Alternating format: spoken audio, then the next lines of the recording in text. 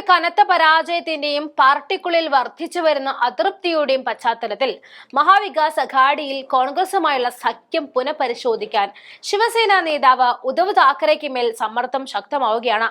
Seat പങ്കിടൽ നടപടികൾ നീട്ടിക്കൊണ്ടുപോയതും സേന സ്ഥാനാർത്ഥികളെ തഴഞ്ഞ് സ്വതന്ത്ര സ്ഥാനാർത്ഥികളെ പിന്തുണച്ച കോൺഗ്രസ് നിലപാട് തുടങ്ങി നിരവധി പ്രശ്നങ്ങൾ താക്കറെ ശിവസേന ഉയർത്തിവിടുന്നുണ്ട്. ഇത് സഖ്യത്തിനുള്ളിൽ വർദ്ധിച്ചു വരുന്ന അതൃപ്തി പ്രകടമാക്കുന്നതാണ്. സോലാപൂർ സൗത്തിൽ കോൺഗ്രസ് MP പ്രീണിതി ഷിൻഡെ വോട്ടെടുപ്പ് ദിവസത്തിൽ വിമത സ്ഥാനാർത്ഥിക്ക് പിന്തുണ പ്രഖ്യാപിച്ചത് വലിയ പ്രതിസന്ധിയാണ് സൃഷ്ടിച്ചത്.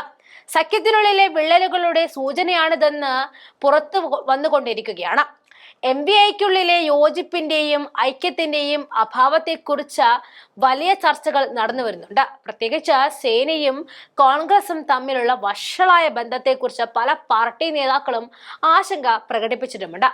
ഈ പൊരുത്തക്കേടിന്റെ ഏറ്റവും പ്രകടമായ അടയാളം സീറ്റ് പങ്കിടൽ ക്രമീകരണങ്ങൾ പൂർത്തിയാക്കുന്നതിൽ കാലതാമസമായിട്ടാണ് ചൂണ്ടിക്കാട്ടിയിട്ടുള്ളത്. വിഭജനമാണ് ഒരു സഖ്യത്തിന്റെ തെരഞ്ഞെടുപ്പ് ഭാവി നിശ്ചയിക്കുന്നത്. പ്രത്യേകിച്ച് മഹാരാഷ്ട്ര പോലുള്ള സങ്കീർണമായ രാഷ്ട്രീയ പശ്ചാത്തലമുള്ള സംസ്ഥാനങ്ങളിൽ സുഗമമായ തെരഞ്ഞെടുപ്പ് പ്രചാരണം ഉറപ്പിക്കുന്നതിന് സീറ്റ് വിഭജനം സംബന്ധിച്ച സംയോജിതമായ തീരുമാനങ്ങൾ ആവശ്യമാണ്. എന്നാൽ ഈ പ്രക്രിയയിൽ വന്ന കാലതാമസം സഖ്യത്തിന്റെ ഐക്യം ഉറപ്പാക്കുന്നതിനെ പരാജയപ്പെടുത്തുകയായിരുന്നു. ഇത് സഖ്യത്തിനുള്ളിലെ ആഭ്യന്തര ഭിന്നതകൾക്ക് കാരണമായി. അതുവഴി വലിയ തോൽവിയിലേക്കും നയിച്ചത് നമ്മൾ കണ്ടതാണ്. സോലാപൂർ സൗത്ത് വിവാദമാണ് ഭിന്നത രൂക്ഷമാക്കിയ മറ്റൊരു പ്രധാന വിഷയം. മുൻ കോൺഗ്രസ് നേതാവ് സുശീൽ കുമാർ ഷിൻഡെയുടെ മകളും നിലവിലെ കോൺഗ്രസ് MPയുമായ പ്രീണിതി ഷിൻഡെ വോട്ടെടുപ്പ് ദിവസം തന്നെ ഔദ്യോഗിക MVA സ്ഥാനാർത്ഥിയായ സേന താക്കറെ വിഭാഗം നേതാവിന് പകരം വിമത സ്ഥാനാർത്ഥിക്ക് പരസ്യമായി പിന്തുണ പ്രഖ്യാപിച്ചു. ഇത് ഘടകകക്ഷികൾക്കിടയിൽ വലിയ പ്രതിസന്ധി സൃഷ്ടിച്ചു. സഖ്യകക്ഷി തന്നെ തങ്ങൾക്കെതിരെ നിൽക്കുന്ന വിമതനെ പിന്തുണച്ചത് സേനയിൽ കടുത്ത അതൃപ്തി ഉണ്ടാക്കി.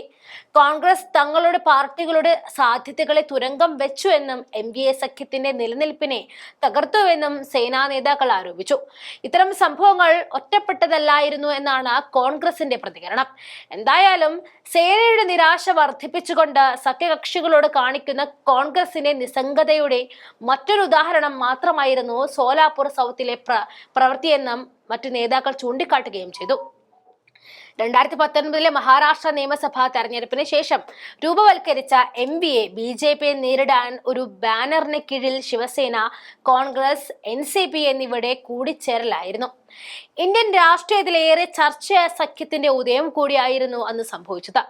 2019 നവംബറിൽ ഉദ്ധവ് താക്കറെ മുഖ്യമന്ത്രി ആയതോടെ മഹാരാഷ്ട്ര രാഷ്ട്രീയത്തിൽ BJPയുടെ ആധിപത്യത്തിന് MVA സഖ്യം ശക്തമായ വെല്ലുവിളി ഉയർത്തിയിരുന്നു എന്ന പ്രതീതി സൃഷ്ടിക്കപ്പെട്ടു. പക്ഷെ ആ സഖ്യത്തിൽ തുടക്കം മുതലേ പ്രത്യയശാസ്ത്രപരവും പ്രവർത്തനപരവുമായ വ്യത്യാസങ്ങൾ ഉണ്ടായിരുന്നു.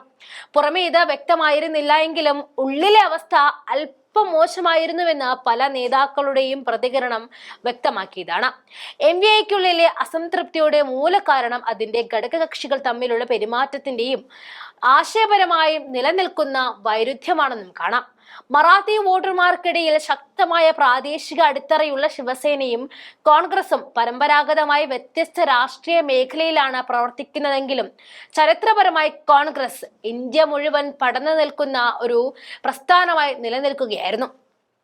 ഇതുമൂലം ഈ പാർട്ടികൾ തമ്മിൽ അവർക്കിടയിൽ ഉണ്ടാകുന്ന അഭിപ്രായ വ്യത്യാസങ്ങൾ പറഞ്ഞു തീർക്കുന്നതിൽ ബുദ്ധിമുട്ട് നേരിട്ടതും പലകുറി കണ്ടതാണ്. സോലാപൂർ സൗത്തിൽ കണ്ടതുപോലെയുള്ള നിരവധി പൊട്ടലും ചീറ്റലും പല അവസരങ്ങളിലും ഉണ്ടായിരുന്നു. അതിന്റെ ക്ലൈമാക്സിലേക്ക് ഇനി അധിക നാളില്ല എന്ന സന്ദേശമാണ് മഹാരാഷ്ട്രയിൽ നിന്നും ഉയർന്നു കേൾക്കുന്നത്.